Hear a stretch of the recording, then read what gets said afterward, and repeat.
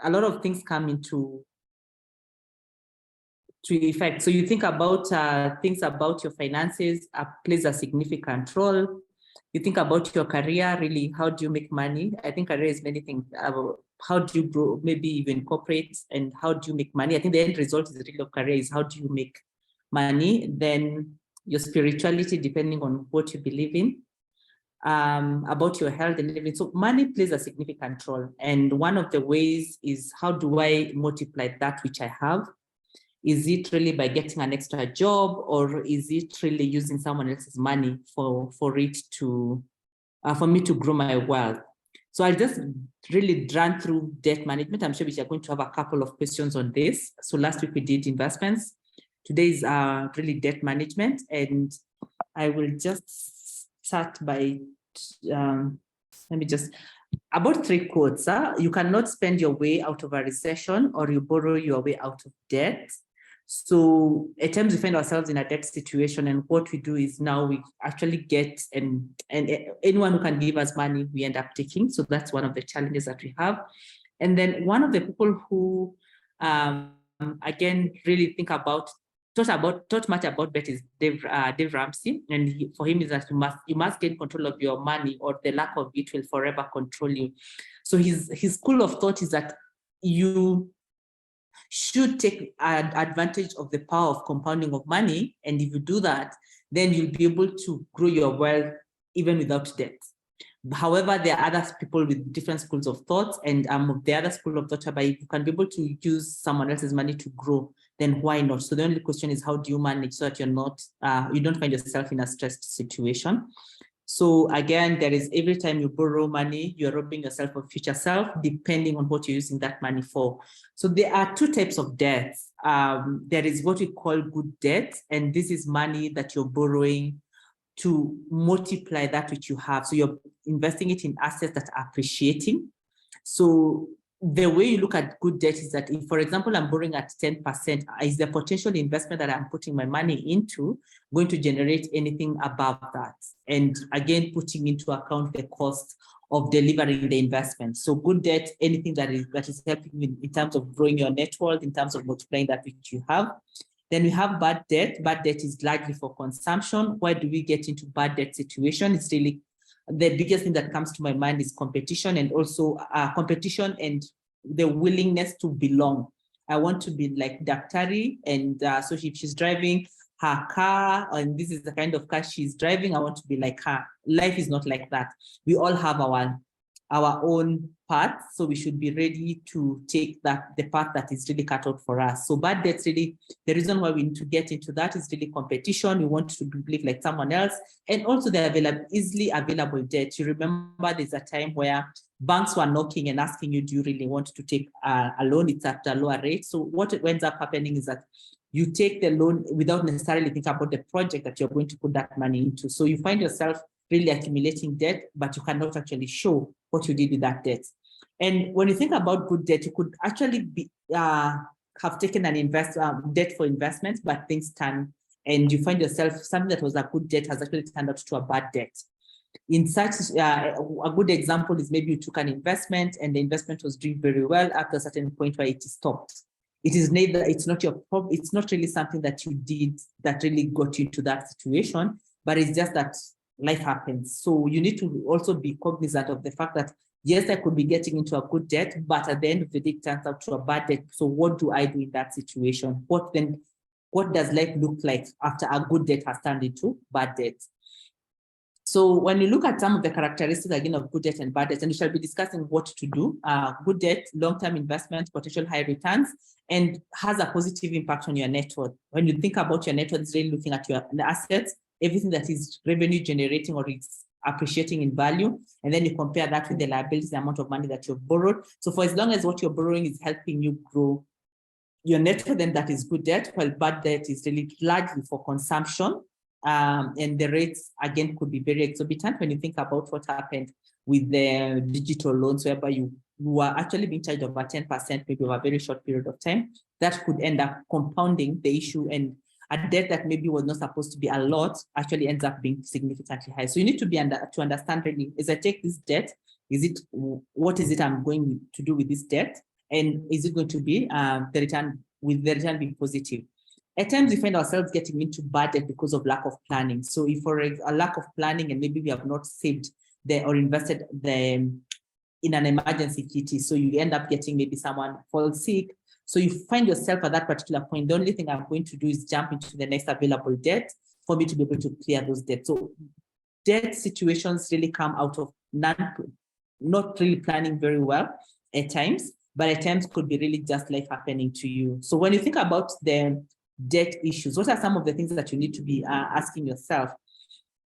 Ask yourself about how does this debt accumulate? And this is like things like the interest rates. Are there any other hidden charges that comes with it? So if, for example, I'm going to take a mortgage, other than the cost of the interest, what are the other costs that comes in? So a good example is you take a mortgage at a rate of 10%, 12%, but one thing that you don't realize is a variable loan. So when interest rates go high, automatically you are hit with another sort of, you hit with another extra expense. So if interest rate goes up by 1%, maybe then you find yourself, you are paying something like 100,000, you're actually going to be paying 120,000. So you need to look and read the terms and conditions to understand the hidden charges. And also, are there ways that the banks or whoever is giving you the loan has protected themselves such that even if something is unsecured, can easily be securitized based on what you already have? So just understand those hidden charges and the hidden terms and conditions, just so that you can understand the interpretation. Then again, understand the long-term consequences of being into debt. And the largest one is really when things go wrong, how will life look like? How the stresses that you're going to go through, how can you be able to unwind this position that you are in? And then again, always understand the purpose of which you're getting into debt, because if you don't understand the purpose, then you will put yourself into a lot of problems. So when you think about accumulation, interest rates comes in and other charges comes in, and how is the person giving you money? They're not giving you money because of the love of you, it's because they're in business. So how are they protected? So ask yourself, how are you protected as well? And what can you be able to do to get yourself out of that? So when you think about strategies of effectively managing your debt or reducing your debt, a couple of things come in. The first one is really budgeting, and budgeting is planning. So the planning bit is that at least itemize all your expenses up to including the ones that really don't matter, according to don't matter, because they pile up. And if, for example, you are running off a very tight budget, you realize that one of the things that you find you don't do is actually pay the loan that is due. You find that that is what I can be able to push up. So it's good to make sure that you at least you understand the budgeting bit, do it very well. Then always, again, do a regular monitoring. Remember, things change. So what, and I'm just giving a live example. If, for example, you took a loan when the central bank rate was at about 7%, now it is going to over 10%. It means that if the loan was pegged on that, you are paying more than 3% higher. That could be very material for depending on the loan that you have. So always regularly monitor what is going on in the economy and what it affects, what it means for your loan that you're currently holding.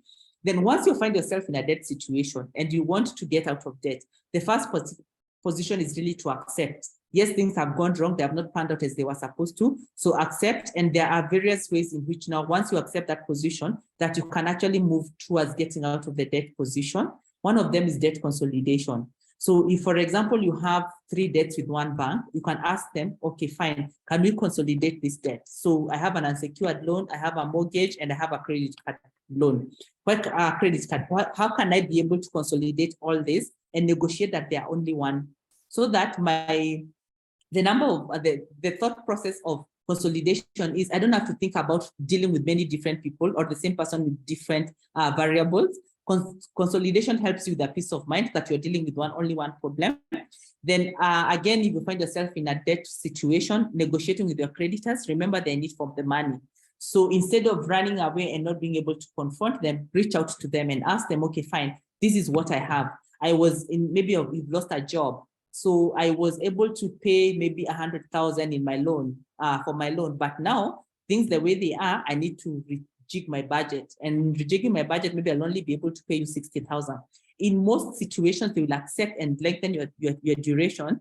It would look like a bad thing initially, because then you'll end up paying more, but it helps you get some breathing space. And one thing about debt situations or debt stresses is that it actually puts you to a point that you cannot be able to think. So at times you do things that will help you or give you time to actually think and relook at your budget and relook at your life altogether. So negotiating with your creditors and debt consolidation actually is one of the ways that helps you reorganize your life. And then finally, never feel bad to actually get professional help. It will cost you a few shillings here and there, but maybe in speaking to someone is actually one of the ways to get a solution. I always go back to thinking about reasons why we go for therapy.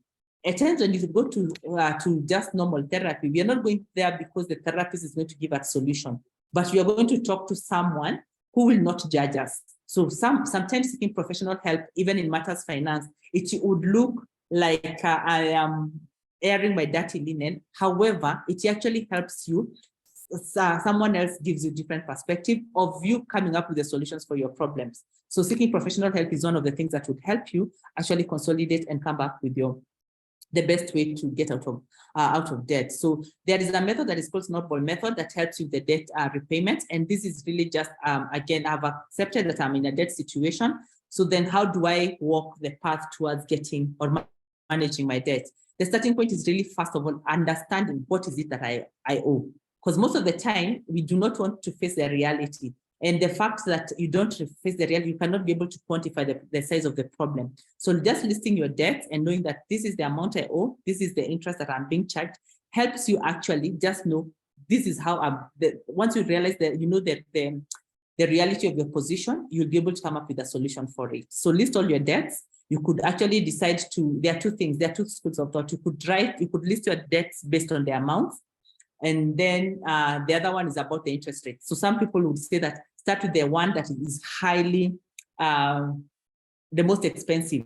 So for me, I believe in the small one because life is about small wins. So if you win a small, if you can see success, it actually helps you bring more success. So list the debts, start paying the minimum, at least make sure that you're paying the minimum repayments for all of them so that to make sure that at least you're not getting into trouble with your creditors. Then again, if you have any extra amount of money, send that money to the one with the least amount. Because once you clear one loan, then you are able to move that to the next loan and to the next loan. This cycle needs to continue as you even sort out your budget issues, as you get an extra source of income, as you get back maybe to employment, because this all helps you actually write on the successes that you are getting. So it is a tested way. This is a tested method of actually just being able to get out of debt. So listing your debts, paying the minimum, and making sure that any single cent that comes in actually goes towards debt repayment. One of the questions maybe that comes in is, if I don't have an emergency kitty, should I still continue putting any extra cash that I have into towards debt repayment? My view is, again, an emergency kit is very important. So even as you put money towards repaying debt fully or down, it is always good as well to make sure that you're creating your emergency kitty buffer, because life is also not static. Things can always happen. So always make sure that you have something that you're putting aside, but at the same time, you're accelerating your debt repayment. So some of the key issues about debt debt management, some of the positives is really, once you're able to manage your debt well, then your financial stability improves, your credit score really comes in. And if you think about a credit score, in this market, maybe has not been used so much, but we are seeing a lot of effort and move towards giving people an opportunity to get credit based on what they can be able to repay. So credit score is something that we must really try and protect, and then building your wealth and then access to opportunities. And when you think about it, when you have debt, even if you have a very good opportunity coming your way, you might not ever be able to take advantage of it. So one of the key important things about managing your debt is being able to take advantage of the opportunities that come your way. And again, just living a normal life, less stress. So again, negative issues that we need to be aware of. The biggest thing is really the lack of mental stability and the opportunities that we end up missing because of not being in a good debt situation. So this is on the personal side. I wanted maybe to just also talk about a business. So if your business has run into trouble, the Insolvency Act comes in and it helps you get protection against all the creditors that you owe so that you're able to reorganize your life in a normal way. So far, we have not had significant success stories in this country, but I think as the legislation are changing and people are more aware of the use of the Insolvency Act, they would be able to actually turn around businesses. So in places like the more developed markets, I think they have used the Insolvency Act, the Bankruptcy Act very pretty well, and people are able to turn around their businesses. So you get a period of time whereby, yes, I'm not able to pay you, but give me time that I will come around and pay you. So those are some of the conversation that most businesses need to start having with their creditors, because that way it helps you rethink and also bring professional help to reorganize your business. So that is in a nutshell what we can discuss about debt, and I get it back to Dr. for us to take questions.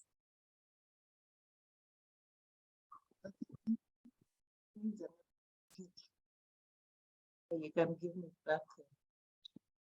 So thank you so much. I think I was chatting there. Liz, you can give me access to my video. Or give me back control. So I think as you're talking, I was just remembering a situation where I had, there's a time, I think it was 2022, 21 rolling over to 2022, where I tried entrepreneurship. So getting out of a job that I didn't feel I had,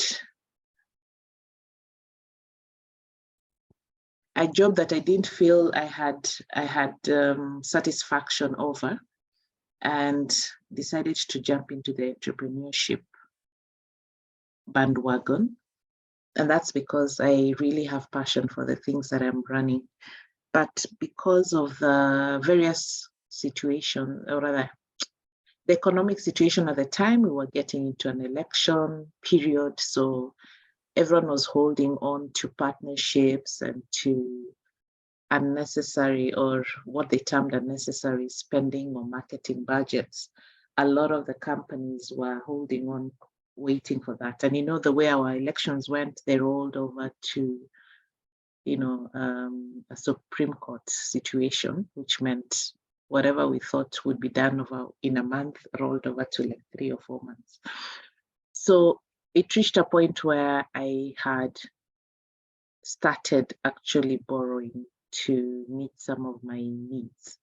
And I realized it was not sustainable, one. And number two, of course, everyone was trying very hard to basically make a living.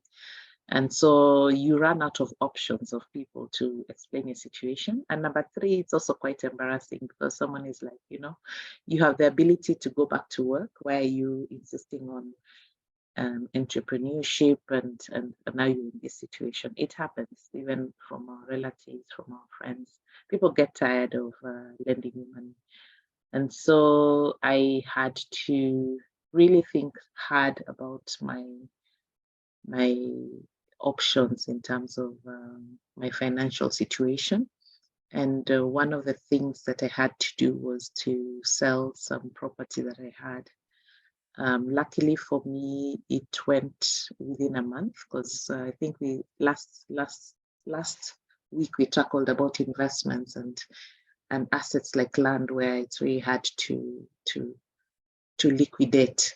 So I have been in that space also before, where I had lost my job and again got into a situation where you have a lot of needs and the income isn't as much. So I just wanted to relate to the conversation in terms of debt management. And it really, like, you can't sleep. Yeah, you wake up, you fear picking your phone. Or if you call someone even just for something, they don't answer because they think you're about to borrow from them. So you start seeing people's true colors, but also you don't feel nice about yourself because there's this thing that's hanging over your shoulder. So thank you so much for just giving us very basic concepts around debt, around good debt versus bad debt, around how to, break the cycle at some point, and how, where, and when to seek help. And I think I've chatted there that there are two types of help. There's a expert help on how to manage your debt, and that's through financial experts like Liz here or any other. And then there is professional help, because debt really gets to you as a person, and if you don't watch out, it's very easy to spiral into something that may need attention. So feel free to also reach out for professional psychosocial help. Okay, thank you so much, Liz. Yes. I think on the second one, where we end up losing it most of the time, we associate it with, it's like the bad thing to be in. So I think that way, then we don't go looking for help. So I think normalizing debt situations is important, and normalizing seeking help is key, because you will, it's not that whether you will get into a debt situation, it's just a matter of when. You will definitely find yourself in it. So the question is, how do I get out of it when I get myself in? No matter how well planned you are, things always don't turn out the way you think they are going to. So being ready to jump in and say, you know what, I owe it to myself to be a better person. I need to manage this, is what is really sets us out.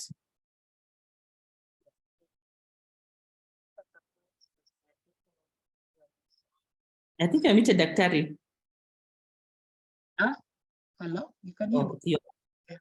Sorry, I'm saying at some point you will, if I forget to ask, just tackle the credit score, which is something that's very common in the US, where you are actually encouraged to be in debt, and how you repay your debts now gives you credibility over future debt. Okay, so we have two questions so far. So for the attendees, feel free to chat in the box. There's a Q&A box, so feel free to ask. So we have Koi who's asking, how do you handle debt in a spousal setup? I don't know whether I can extrapolate a question maybe to mean where it's your spouse who's getting you guys into debt, and I believe this would be bad debt.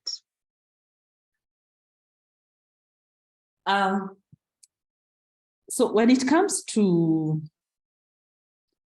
I think spouses and all, I think the question is, how do you handle money together? And what have you planned together? So I think in our society, most of the time is pesa, the ladies pesa yangu ni yangu, and the man's money is ours. So I don't know, it depends on how free you are with each other. Are you carrying out joint projects? So I think when it comes to that sector, my view is that it depends with how you've set up your house. If your house is transparent, then do the money management together. Not only a debt issue, it is a money management that needs to be done all together. So we are taking this debt together because we are going to do ABCD. If, again, it comes to a point whereby one person is taking debt and you cannot tell, I think you need to stop the tap, because otherwise you'll never see the end to it, and it could be either way. So it is important to, I'm not a married counselor, neither do I maybe stand them. I've not earned that, but I feel that money matters needs to be discussed really upfront. And where you think that things are not going right, you need to stop as early as possible. There is this thing about when you think about when you lend to someone and you stop at some point, when you stop midway, it is going to be a fight. But if you set your boundaries upfront, it helps you live a better life.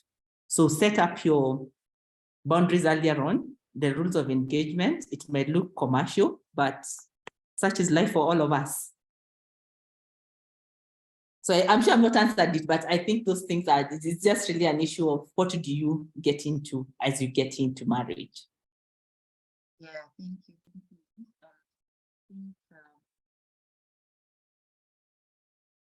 We have a question here from an anonymous person. How do you approach a situation where the monthly check-off debt payments has reduced your disposable income to pay for the basic needs or even to save. So this is, go ahead. Okay. So the question is, what did you do with the debt? If you bought a property, for example, that has appreciated, even if you think that it's going to appreciate further, my view is, can you dispose it and reduce the debt? Because one thing that you cannot do is you cannot negotiate with your basics. You cannot now tell kids, you know what, land, no, you guys are not going to eat today. There are some things that are just not compatible. So just look at where the money went, then ask yourself, is a property, can you, or an investment, can you be able to realize it to reduce the debt? And then how do you make sure that in future, you don't get into such a situation? Or if you got into this in form of a bad debt, then accept, do two things. First of all, go relook at your budget. How can you reduce what you need? And then if you need to restructure your debt so that you can be able to survive, so be it. Just go speak to your creditor. Tell them, I want a longer investment, a longer credit term. It will reduce the amount of money that you need. But in the meantime, make sure that you're actually getting an extra source of income, because the only way to get out of debt is more money. So make sure that you're getting an extra source of income, you're getting a better job, so that you have something to throw towards this debt. Yeah. It's a question that's been asked again from someone. Doctor, I think okay, let me turn off my video.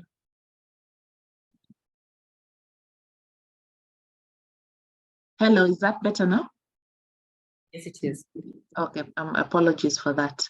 So I was saying that question of where the input is less than the output has been asked again by someone here. How do you handle bad debt where the income is minimal? The person did the consolidation but ended up spiraling back to the debt cycle. So I guess it's almost like a spin-off of the other one. So you see, how do we get into bad debts? We get into bad debts because of the habits that we find ourselves in. So we buy a pair of shoes that we don't need because someone else was buying. So even no matter the fact that, yes, I found myself in a debt situation, I realized I'm in a debt situation, I find myself digging myself even deeper into debt again, because I have not stopped the habits that got me to where I found myself in. Some of these things will be even the people that you associate with. They make you live beyond your means. So if that is the case, you have to make very hard decisions. And I would suggest that whoever is getting themselves into this kind of thing, reading Atomic Habits helps, because it helps you realize, how can I be able to cut short the bad habits that I have created for myself? You could even go for professional help, but unless you create a routine, you'll find yourself again getting back into the same position. So if I'm getting into bad debts because of the habits that I have found myself in, then what I need to do is not even deal with the debt, it's actually to deal with the habits that are making me get into debt. I think the best book that I've seen is really Atomic Habits. It helps you, guide you step by step. How do I change my habits? Because that way, then you get yourself out of debt. Now, once you are working towards changing your habits, the second part is, can I stop digging? So you need to stop digging, because your money is not growing. If it's not, at that point, the money is not growing. If it's not growing, then there's nothing much I can do. But as you change your habits, can you monetize that which you have? So for example, if you're good at public speaking, why can't you be an MC? Or if you're good at making making jugus, why not monetize them? So debt management has two things: stop the problem of the expenses increasing, but at the same time, look at alternative ways of increasing your income, and then push that money towards your debt and also growing your wealth. Thank you. Yes. So I think someone has asked when will be the session for increasing income streams. So I've answered there that it will be next week. So please ensure you join in. There's a there's a pattern to the webinars, and it's just a build-up of each other. Okay, someone is asking, where can we get professional help for bad debts? For fear of advertising, we do that. We offer that, but also there are a number of good people that you can speak to when it comes to money therapy. Like any other therapy, I think money is also one of those things. You have to have a chemistry with someone. So you could try us. We could also give you recommendation of other people that you can go to. I think you could also speak to your banker, but remember also your banker, their job is to sell debt. So it is to sell loans. So at times you need to be careful who you're speaking to. You need to very neutral people who are going to look at your situation in totality. And remember, when you look at debt, we are not going to look at debt as debt only. We are going to look at your financial well-being in totality. So yes, we are going to get out of debt. We are going to invest. We are going to increase our income. We are going to do many other things around it. So that's a service that we offer at Zurich, but we will be happy also to give you recommendation of other people.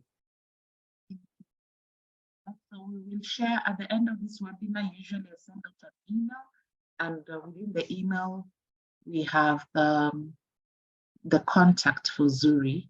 So feel free to reach out, but you can also go straight to their website, ZURI Consult. Okay, we have quite a number of people now asking questions. This one works in an organization where they're paid after 4 months, unfortunately. He or she is unable to be debt-free since 1 month's salary cannot sustain them and the kids for 4 months. They are forced to borrow every time. How can they overcome the situation?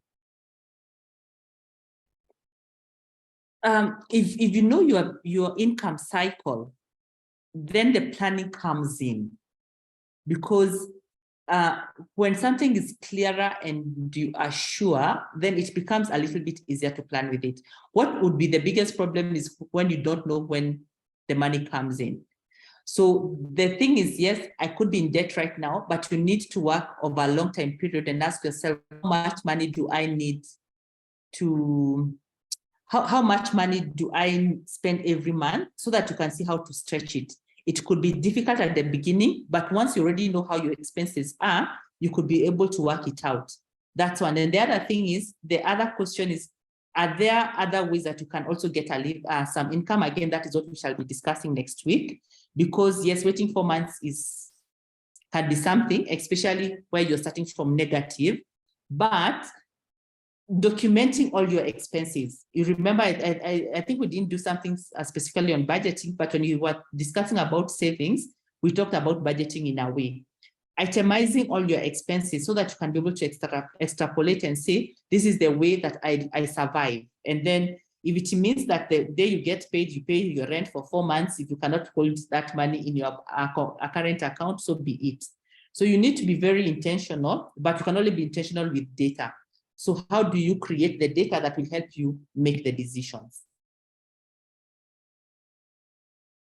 Thank you. So Kingdom Bank offers one such facility, which is opening a fixed deposit account where you are able to save pole, and it earns interest as you keep on throwing in money. So this one is asking, when in debt, is it good to save some amount as you continue servicing the loan, or do you concentrate on loan repayment and then save later? My view is that they have to move hand in hand, because if you don't save, you'll get into an emergency situation, and you know what is going to happen. You're going now to borrow. A situation will happen, then you'll be forced to borrow at a higher rate. So for example, if today you have to pay a medical bill for your kid, it does not matter what rate that you're going to be charged. Mtoto ni mgonjwa, you have to pay. So what you need to do is, at least as you're accelerating your debt repayment, then you should also be saving for your emergency. So you should be putting aside money for in your emergency kitty. So they have to go hand in hand. That is my honest feel. Then again, remember, we are not saying debt is bad. We are saying bad debt is bad. So if you're in debt and the reason why you're in debt is because you invested, look at the investment itself and say, is it time to liquidate it and just do away with the debt? So an analysis on the debt and what it was used for, even that will be very important. So we have a question. They're in a bad debt situation. They've actually been enlisted with CRB, and this is affecting their credit score. They're in the process of negotiating for restructuring, but the person is afraid of the credit score. Is there an alternative for the 7 years negative credit score? So maybe talk a bit about the one is credit scores and two is CRB, and then you can dive into the question. So in terms of credit scoring, that generally has been used in more developed markets to help you determine how much cash you can access. So the credit score is really looks at your repayment history and your ability to pay. So if your income or the proportion of the income that you're spending on credit is not a lot, or actually not on only in credit, on fixed expenses is not a lot, then your credit score is higher.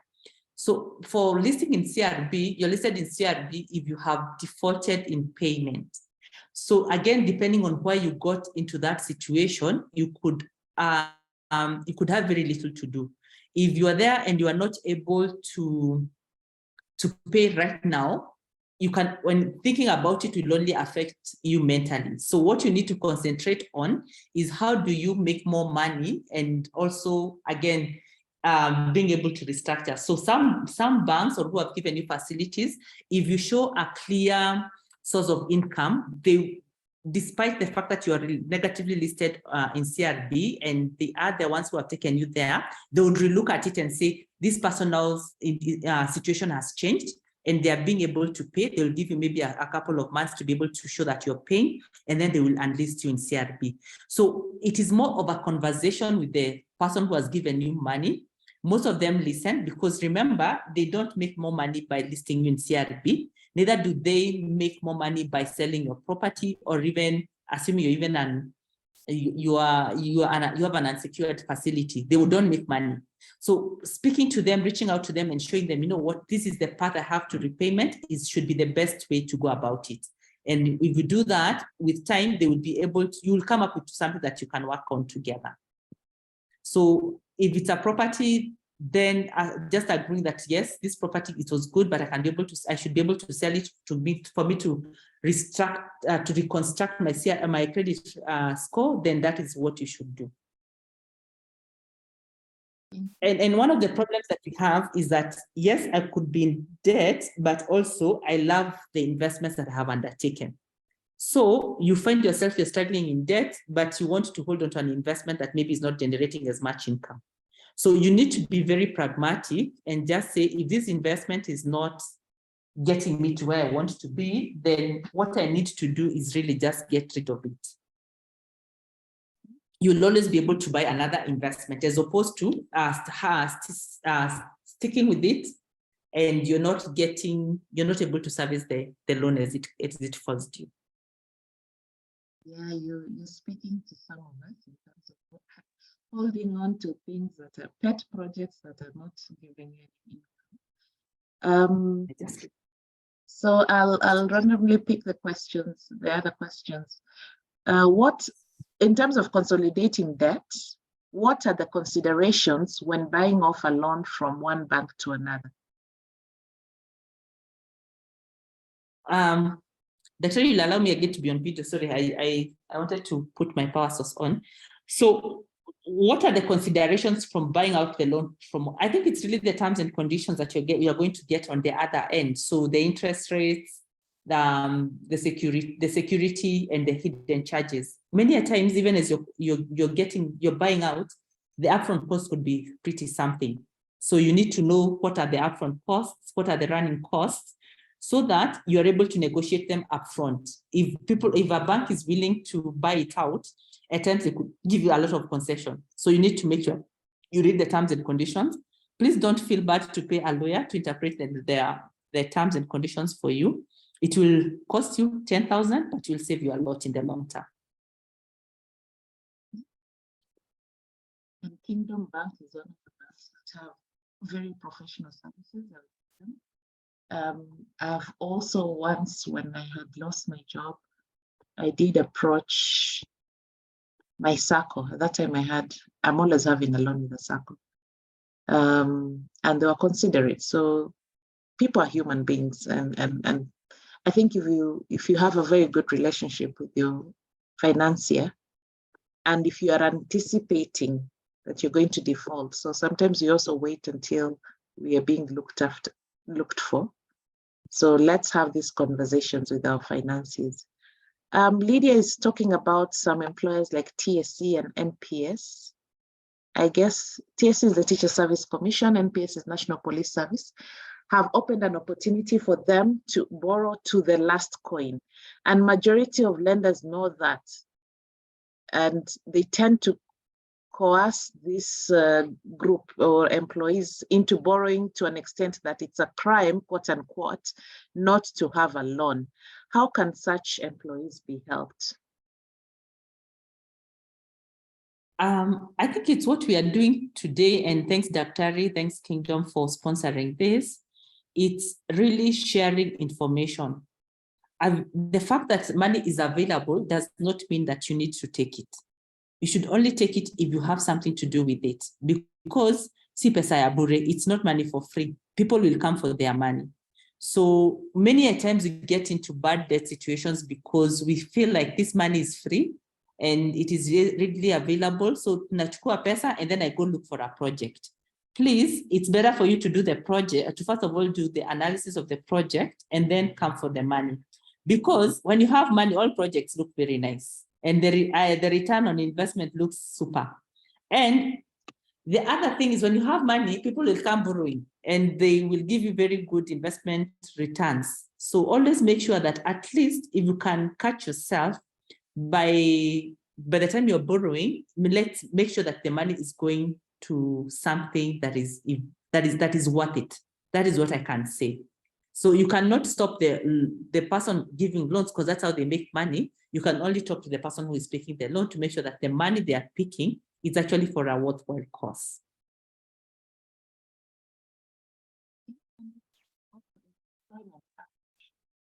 You should not have less than a third of your salary in payslip. So I don't know whether that has changed. It would be interesting to follow up and see if this is something legal. Actually, that is the rule. That is the rule. That is I think the rule. You cannot get more than a third, but people always get a way to go around it. So this person is asking what to pick up on top-up loans. The person has had several top-ups and right now they're barely surviving. The question is, why am I topping up this loan? Is it for consumption? Is it for investment? And if it's for investment, when this investment is not bringing its own returns.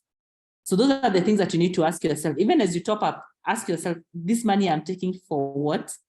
And as I take this money, how will I get it back? What is the return that I'm getting? So what is the return that I'm getting? What is the payment period? And what is the risk of even losing the money, even if it's an investment? Let's say, for example, I take 100,000 and I'm going to buy Forex. And no offense to Forex investors, but that is what I'm going to do. That is like gambling. You shouldn't do that. You should not take a loan that you're paying 15% to go and do gamble. The probability of loss is high and you find yourself again digging deeper. Okay, I am being told my sound is very low. I really apologize. I am in a hotel whose Wi-Fi is not very stable. So I'll try and shout. How do we tackle fast mobile loans? They seem to come through when in a fix, but their interests are crazy. That's really good. Maybe for lack of advertising, what do I say? So that I'm not advertising Hustler Fund, but yes, I can talk about it. It's one of the cheapest, but one of the things is, again, make sure that you're taking the loan that really matters to you. If you're looking at the mobile loans, the unfortunate thing is that it's very easily available. So you find yourself, maybe if you're in Fuliza, let me just use police as an example because it's what comes to my mind. You'll always find yourself calculating that I have money, niko na pesa, maybe 10,000 in the account, but I gain 20,000. So you count as if you have 30,000 because you can access 20,000 in Fuliza. Do you know that that 20,000 is not your money? So once you tell your mind that that is not your money, then it makes you plan with your 10,000 that you have as opposed to 30,000. Most of these things starts in the mind. It is a mindset game. So once you tell yourself that, you know what, this is what I have, you will actually realize that you don't get to a point where you have to get this mobile loans. Because if you're borrowing something at 7% per month, that can be very expensive.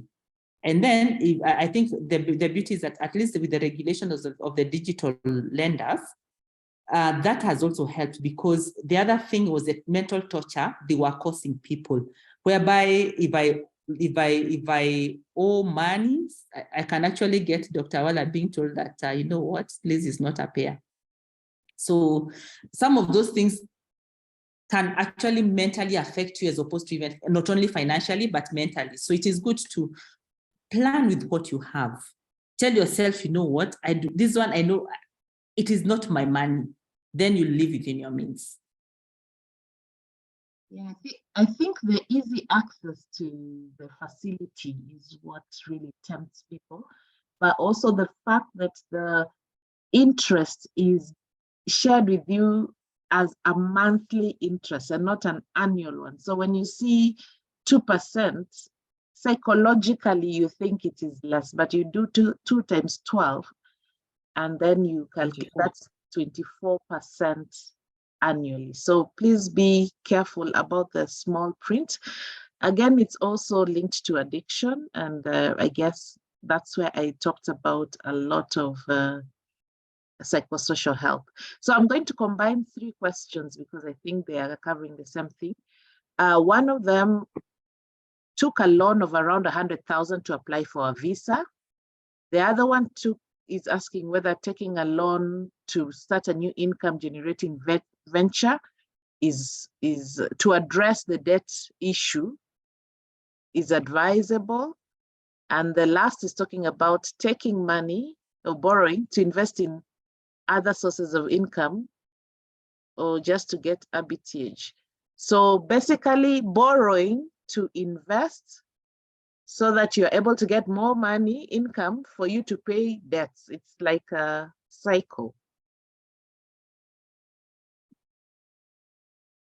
Yes, and how well have you done the research of the venture that you're going to invest in? If you're employed full-time and you're going to start a business that is time-consuming, most of the time, just count the 100,000 that you've borrowed as a sunk cost, because you'll be lucky for it to work. And if you're starting a business that you also do not quite understand, because Elizabeth said that it works, most probably it might not work because you don't understand the integrities of it. So even as you're borrowing to get into businesses, make sure that at least you understand the business itself, do the research. And even in business, just assume that when things go all wrong, how will you get out of it?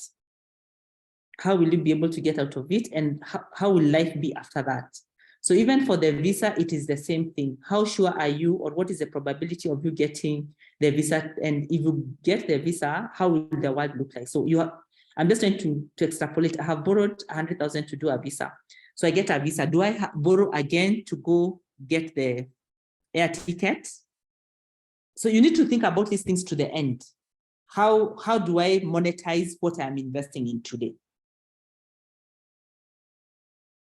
Okay. Koi is asking, how does she handle debt as a housewife? So the husband is a sole provider, but she desires to clear the debts that she had when she was in employment. So when I think about this, Koi, there are 2 things. It's either you get an income, because and I'm looking at a housewife. Let me not think, okay, but the first thing is to think as a housewife, then I don't have an income. In that case, then you need to speak to your husband for him to be able to at least help you clear the loan or the outstanding amounts that you have.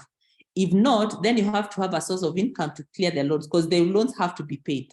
So the question is, how do I pay?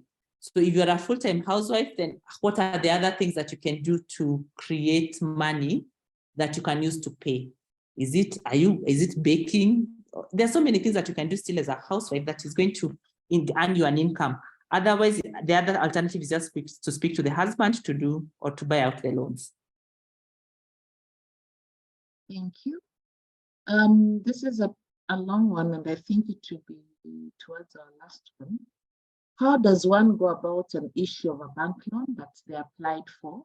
So they applied for X amount, but the bank gave them X minus something, so less than what they had applied for. And they were also promised a grace period of 2 months before starting to repay. But immediately they received the money, the bank started deducting immediately. So they also reduced their period of repayment. How can the person go about it? They also lost the job and the loan was unsecured. So quite a number of very unfortunate. Yeah. So the starting point is fine prints. Did you read the fine prints? Did you understand what you were getting into? Let me tell you, one of the things that we end up, and one of the largest culprits is trusting. What you trusted you asked for and what you truly applied for could be different. So my biggest, and I've lost a lot of money because of trusting.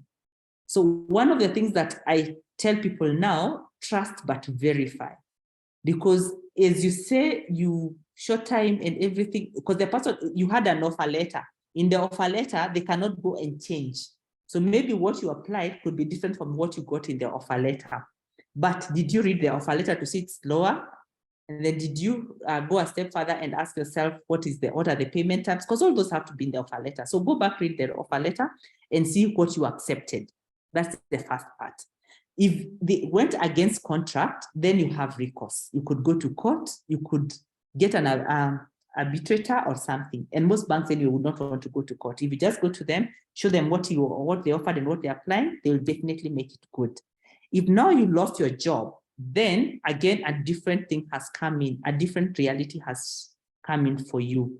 So even with the new reality, you cannot be able to maybe pay the payments, to make the payments as you were supposed to. So then what you need to do is again approach the bank and tell them, you know what, I need to restructure my loan because of ABCD. As Liz, you had said, these people are human. They understand what it feels to even lose a job. So you will work out something together. The only problem is don't die with the problem yourself. Yeah, as we are winding up, there's one last one. How to plan to clear undergraduate fee and save for postgraduate. That's from Dora. I think we tutafute kazi kwanza. Because you see, if there's one challenge. You cannot come from undergraduate and you want to go to your master's. It is okay, but it is also okay to work. It is okay to earn. As you even look for these papers, you have, maybe you clear with 25 years, you have a whole, the world ahead of you. So be ambitious, but at the same time, be realistic with your situation. Because if you haven't cleared your undergraduate fee, your undergraduate loans, it might mean that you also do not have a stable job. So piling another loan on top of that would be not a very wise investment, in my view. Great. So 2 more minutes, please. I just want to share a message from our partner, that is Kingdom Bank. So they are a bank that offers a very interesting product. That's the fixed deposit account, where you're able to save from 50,000 going onwards. It starts earning an interest that from 10% going up. You're able to put it aside. So I know we have quite a number of banks for some of us. For others, you're thinking of where to start, with a good relationship manager. So just look at Kingdom Bank. They are very much available to walk you through. They would also have the financial advisors, as most of the relationship managers are. So Elizabeth, maybe parting remarks. I also want to share a personal story. One of my relatives was really, really, really into quite a number of debts. And this came about from, I guess, the planning issue that Liz talked about. It came about access to very easy, quote unquote, loans, especially the mobile apps. And it also came about on the spending habits. And this is something that not only affected the person, but affected each and every one of us in the family. We got called by auctioneers, we got, it was quite bad. And I just want you to know that if you're in such a situation, please, please, please seek professional help. Professional help so that you stop digging deeper into the debt situation, because it's not just you who's getting affected, but it's also the people around you that do get affected. So Liz, your parting remarks, and then we close right on the time. My parting shot is you're in charge of your own destiny, and especially matters money. So you need to take control of it. And once you start that path, it will not be easy, but it is doable. And it's the small habits that count. So happy to walk the journey of being your accountability partner as you walk this journey to financial freedom. Thank you. Great. So thank you so much, ladies and gentlemen. We have our last session next week, which is about what are the ways in which we can increase our income. Looking forward to seeing you, to sharing with you. We are just giving you tidbits and getting to hear from you guys. So I'm really looking forward to that angle. Have a lovely evening if you're in Kenya, but from the rest of the world, have a lovely rest of the day. Thank you so much, Liz, and see you again next week. Bye-bye. Bye.